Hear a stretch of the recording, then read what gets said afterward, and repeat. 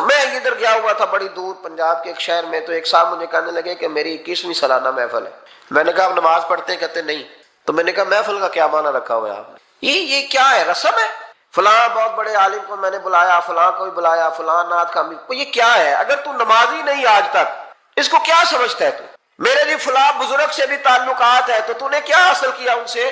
تعلقات کا کیا مطلب ہوتا ہے؟ فوٹو آتی ہے ساتھ، اخباروں میں تصویر لگ گئی، فیس بک پہ آ گیا کہ میں ان سے ملا ہوں، اتنا تعلق ہے؟ یہاں تو بھائی خوشبو کے قریب سے بندہ گزر جائے تو خوشبو آنے لگ جاتی۔ تو نے پایا کیا؟ شعور ہونا اور عمل نہ ہونا بہت بڑی مصیبت ہے۔ اس سے اللہ کی بارگاہ میں استغفار کرنا چاہیے۔ یعنی انسان کو عقل ہو، پتہ ہو، خبر ہو، پر اس کے پاس دھیلے کا عمل نہ ہو۔ اس کو 3400 حدیث آتی ہو کہ نماز نہ پڑھنے والے کی سزا یہ ہے، پھر بھی نہ پڑھے تو سزا ہے کہ نہیں اللہ کی طرف سے؟ حضرت رومی رحمۃ اللہ علیہ فرمایا کرتے تھے بہت سارے بندوں کو اللہ سارا کچھ دیتا ہے، مسجد آنے کی توفیق نہیں دیتا۔ معنی یہ ہے کہ اللہ ان سے ناراض ہے۔ وہ کہتے ہیں کہ میں بڑا سمارٹ ہوں۔ تو عقل ہونا اور عمل نہ ہونا، اس پر بھی استغفار کرنا چاہیے۔ شعور ہو اور انسان کو عمل کی توفیق، یار ساری زندگی گورکھ دھندے میں گزر گئی لوگوں کی، لفظوں کے بڑے ماہر رہے، اور میں ایسے لوگوں کو دیکھتا ہوں تقریریں 6 گھنٹے کی، 9 گھنٹے کی تقریریں سنتے بیٹھتے ہیں مجالس میں، نماز کا وقت آتا تو مصیبت بن جاتی، بھاگتے جان چھڑاتے، مسجد کی حاضری 20 منٹ کی بھی صحیح نہیں دے سکتے۔ کیا ہے یہ کیوں بوجھ بن گیا تیرے اوپر؟ غور کر، ڈر اللہ سے۔ میرے نبی کریم علیہ وآلہ وسلم نے ارشاد فرمایا قیامت کے دن کچھ لوگ کئیوں کی بات سن کے جنت میں چلے جائیں۔ اللہ تعالی ہماری پردہ پوشی عطا فرمائے۔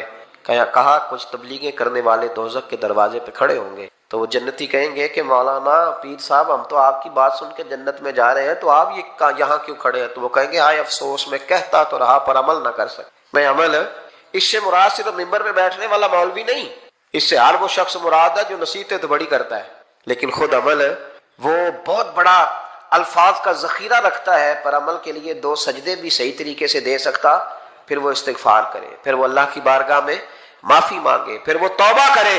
اس لیے کہ جو جتنا بڑا ہوتا تھا نا اس پہ خشیت بھی اتنی زیادہ طاری ہوتی۔ جب انسان کو تھوڑا سا ترجمہ آتا ہو نا، اس کی تھوڑی توجہ ہو، اسے نماز پڑھنے کا بھی بڑا ہی مزہ آتا ہے۔ نبی کریم علیہ السلام فرماتے ہیں، رب فرماتا ہے یہ سورہ فاتحہ میرے اور میرے بندے کے درمیان آدھی آدھی ہے، آدھی میری ہے آدھی میرے بندے کی ہے۔ جب وہ کہتا ہے نا مالک یوم الدین، تو یہاں تک وہ میری تعریف کرتا ہے، ایاک نعبد و ایاک نستعین تک پہنچتا ہے تو اب میرا اور اس کا آدھا کام شروع ہو جاتا ہے۔ پھر آگے میرا بندہ جب مجھ سے دعا مانگتا ہے تو یہ اس کے الفاظ ہیں جو میں اپنے فضل سے قبول فرمایا کرتا ہوں۔ تو ارشاد فرمایا تمام تعریفیں اللہ کے لیے جو تمام جہانوں کا پالنے والا ہے، الرحمن الرحیم، بڑا ہی مہربان ہے نہایت۔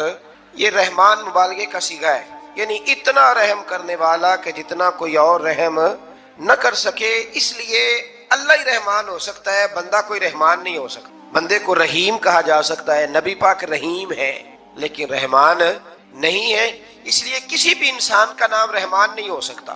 کسی دکان پر بعض اوقات لوگ نام رکھ لیتے ہیں رحمان بک ڈپو، تو یہ درست نہیں ہے۔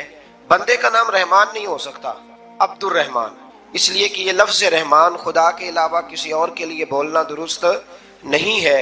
پھر ارشاد فرمایا مالک یوم الدین، اللہ مالک ہے قیامت کے دن کا۔ تو یا اللہ آج کے دن کا مالک بھی تو ہی ہے، آج جو یکم رمضان مبارک ہے تو اس دن کا مالک بھی اللہ ہی ہے۔ تو یہ جو خاص کر کہا مالک یوم الدین، اس کا معنی یہ ہے کہ یہاں کچھ لوگ عارضی طور بھی تو بعض چیزوں کے مالک ہیں نا، یہ زمین میری ہے، یہ گھڑی میری ہے، یہ گھر میرا ہے، یہ بچے میرے ہیں، عارضی طور پر بھی تو لوگ مالک ہیں، لیکن قیامت کے دن عارضی طور پر بھی کوئی مالک نہیں ہوگا۔ قیامت میں ساری بادشاہی فقط میرے اللہ کی ہوگی۔ بلکہ رب کریم فرمائے گا کہاں ہیں وہ لوگ جو دنیا میں بادشاہ بنا کرتے، کدھر؟ بڑے بڑے کج کلا جو کہتے تھے کہ ہم اٹھتے ہیں تو لوگ اٹھتے ہیں، بیٹھتے ہیں تو دنیا بیٹھ جاتی، وہ کہاں ہیں؟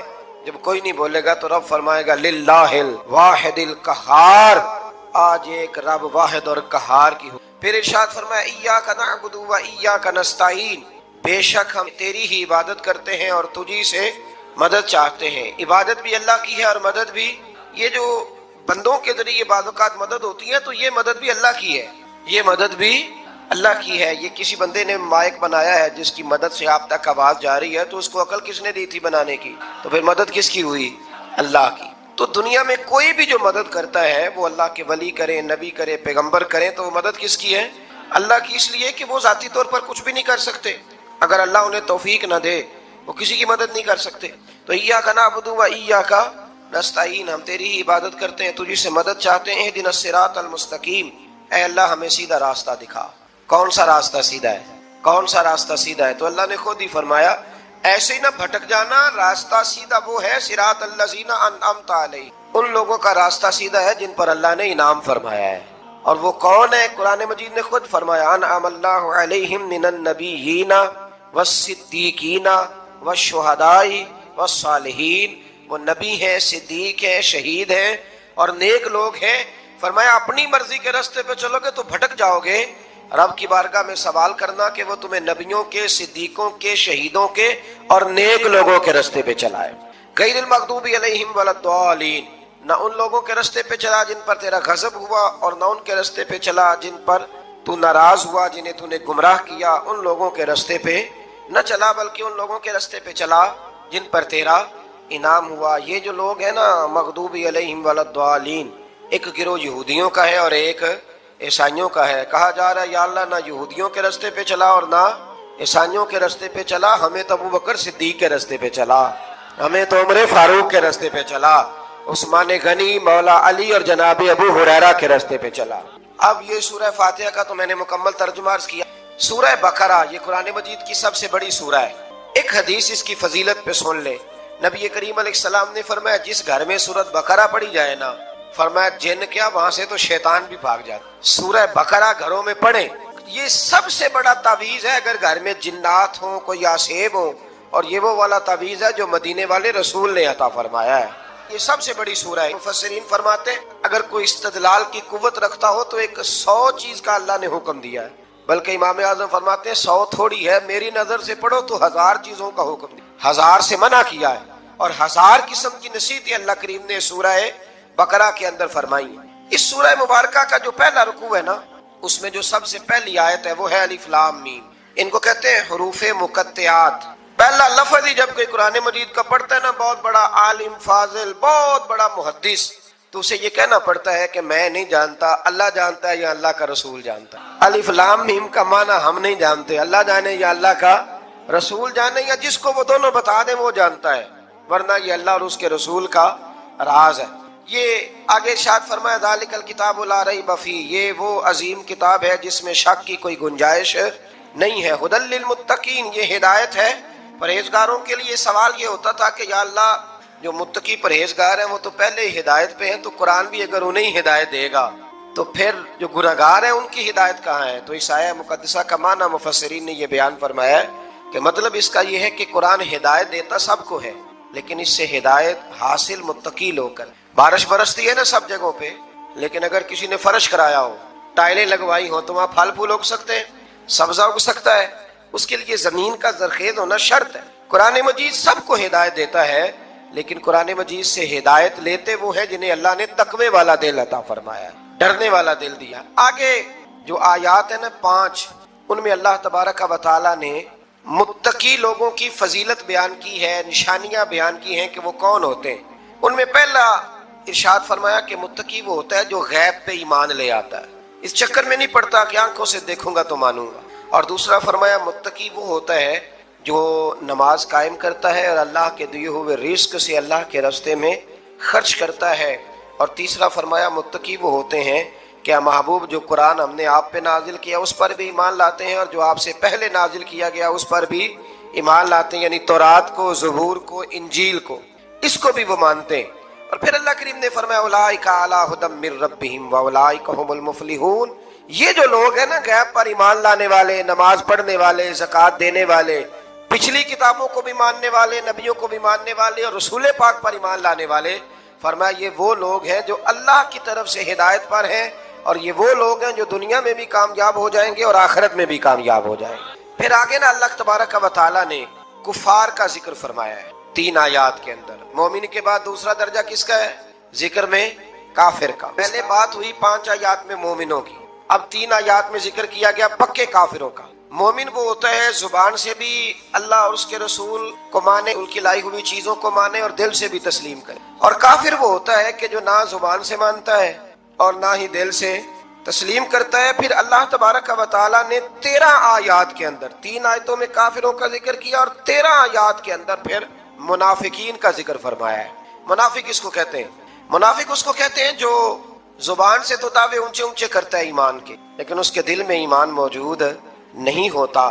آپ حیران ہوں گے، یہیں پہ بات کو ذرا غور سے سمجھیں کہ مومنوں کا ذکر 5 آیات میں اور کفار کا 3 آیات میں، پکے کفار کا، اور منافقین کے لیے اللہ نے اگلے ہی رکوع میں 13 آیات بیان فرمائی. 13.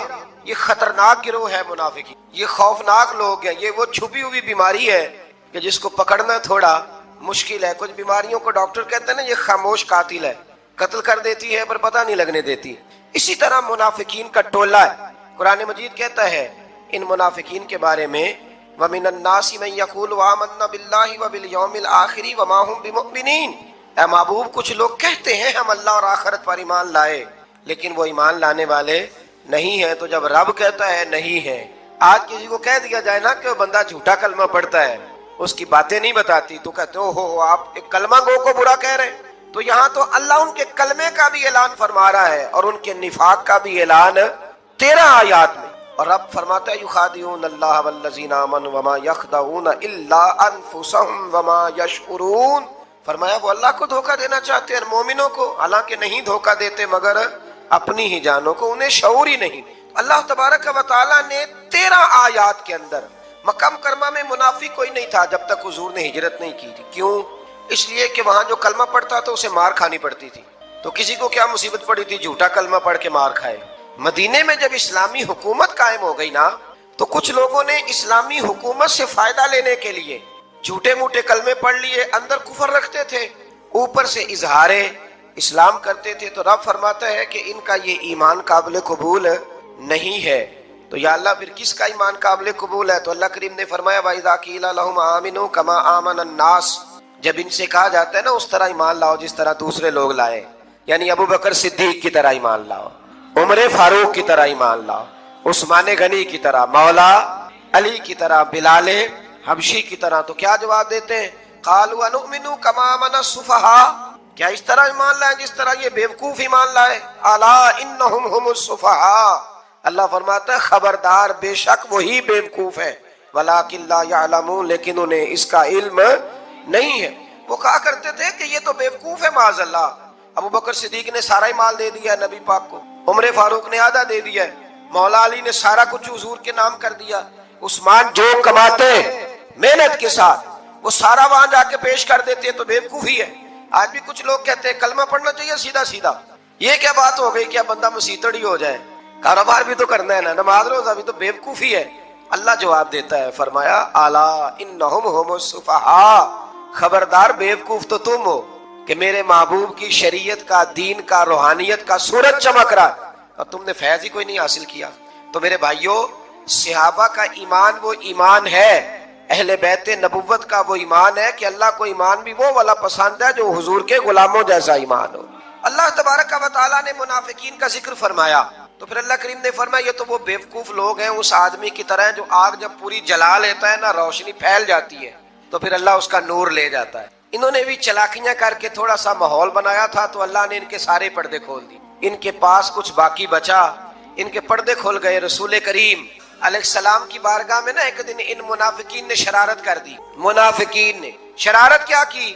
جب حضور صلی اللہ علیہ وسلم نے فرمایا نا پوچھو جو پوچھنا ہے، تو امام راضی کہتے ہیں یہ پیچھے نمازیں پڑھتے تھے، یہ 313 تھے حضور کے پیچھے.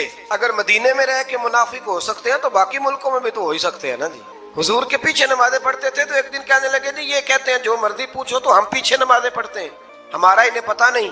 جب یہ اعتراض کیا نا حضور کے علم پر، آپ سمجھ لیں کہ حضور کے علم پر اعتراض کرنا طریقہ کس کا ہے؟ طریقہ کس کا ہے حضور کے علم مبارک پر اعتراض کرنا؟ کہنے لگے پیچھے نمازیں پڑھتے انہیں پتہ ہی نہیں. جب یہ کہا تو اللہ کے رسول نے نا، جمعے والا دن تھا، حضور نے فرمایا میرے علم پر اعتراض کرتے ہو؟ 70 بندے نام لے کر اور ولدیتیں لے کر، بلکہ بہت سارے ایسے تھے جنہیں کنفرم ہو گیا کہ ولدیت اصل میں ہے کیا، انہیں طے ہو گیا. حضور کے بے ادب کے لیے یہ طے کرنا بھی مشکل ہوتا ہے نا. طے ہو گیا کہ ولدیت ہے کیا. 70 بندے نام لے کے حضور نے مسجد نبی سے نکال دی. فرمایا یا فلاں بن فلاں قم فخرج فإنک منافق، او فلاں کے بیٹے فلاں کھڑا ہو جا، نکل جا تو منافق ہے. हुजूर ने 70 बंदे निकाल दिए। अब 70 बंदे इकट्ठे गली में निकले तो रश तो पड़ जाता है ना। हजरत उमर फारूक लेट हो गए, जुमे में आ रहे थे। इनको जाते हुए देखा तो उमर फारूक फरमाने लगे जुमा हो गया है। भाई 70 बंदे निकल आए बाहर, जुमा हो गया है। तो एक मुनाफिक कहने लगा था कि नहीं हुजूर ने निकाल दिया। तो अब्दुल्ला बिन अबी सलोल जो इनका सरबराह था ना, वो कहने लगा चुप कर। हजरत उमर से कहने लगा हाँ जी हो गया है। वो भी कहने लगा था नहीं हुआ, हमें निकाल दिया गया। तो ये सरदार बोला, कहने लगा हो गया हो गया। हजरत उमर कहने लगे चलो जुमा हो गया तो जाके अंदर हुजूर की जियारत ही कर लेता हूँ, लेट तो हो ही गया हूँ। हजरत उमर अंदर चले गए तो पीछे से वो मुनाफिकीन अपने सरदार से कहने लगे कि 2 मिनट में उमर को पता चल जाएगा कि तुमने झूठ बोला है। उमर को जाके पता चल जाए। कहने लगा बड़े पागल हो, मैंने तुम्हारी जान बचाई है, नबी पाक ने तो मस्जिद से निकाला है ना। तो उमर को पता चल जाता ना हम मुनाफिक हैं। तो अबू बकर भी मस्जिद में थे, अली भी मस्जिद में थे, उस्मान भी मस्जिद में थे, बचाने वाला ही कोई नहीं था। उमर ने तलवार लेके तो दुनिया से ही निकाल देना था। तो मैंने जान बचाई है, आप जाएंगे ना अंदर तो हुजूर ठंडा कर देंगे, फरमाएंगे चलो मैंने निकाल जो दिया। तो ये वो मुनाफिकीन की जमात है।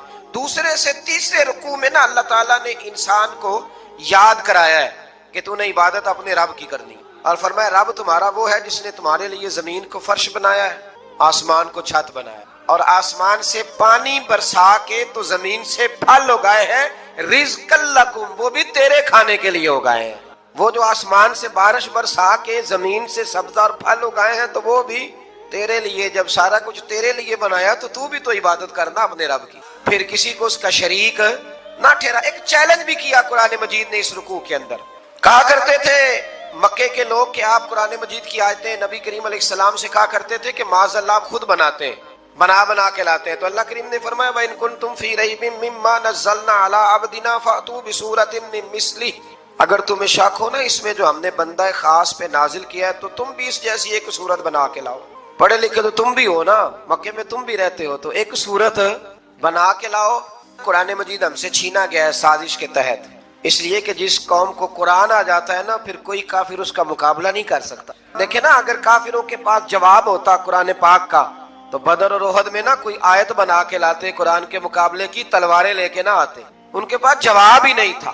और कयामत तक किसी काफिर के पास कुरान मजीद का कोई जवाब, कुरान का कोई जवाब, कसम अल्लाह की जवाब कोई नहीं कुरान का, इसका कोई जवाब नहीं। क्या बात है कुरान पाक की। वो एक दफा मुसलमान कज़्ज़ाब बेईमान कहने लगा मैंने बना लिया है कुरान पाक का जवाब। माज़अल्लाह, जवाब क्या बनाया? वो सूरत है ना अलकारिया तुम अलकारिया वमा अदराका मलकारिया, खड़खड़ाने वाली क्या है, खड़खड़ाने वाली तुम्हें क्या पता क्या है खड़खड़ी, क़यामत का जिक्र है। कहने लगा मैंने इस जैसी सूरत बना लिया। तो क्या बनाया? अलफील मलफील वमा अदराका मलफील। कहने लगा हाथी, तुम्हें क्या पता क्या हाथी, तुम क्या जानो क्या हाथी। तो पास जो उसके अपने बैठे थे ना चेले, कहने लगे चुप कर जा, सारे जमाने को पता है हाथी क्या होता है। तो पागल है, उसके 2 कान होते हैं, एक सूंड होती है, 4 उसके पैर होते हैं। बेवकूफ आदमी, कुरान का मुकाबला करना है तो कुछ चज के साथ कर, पागलों की तरह मुकाबला करेगा, जूते खाएगा भी, हमें भी पढ़वाएगा। तो कुरान मजीद का कोई मुकाबला कर सका? तो इस आया मुबारक में अल्लाह ने काफिरों को ये कहा अगर मुकाबला नहीं कर सकते तो फिर अल्लाह से डरो, वरना दोज़ख में डाले जाओगे, वो जिसका ईंधन आदमी और पत्थर है, और बनाई भी काफिरों के लिए गई है। उइद्दत लिल काफिरीन, जहन्नम किसके लिए बनाई गई है?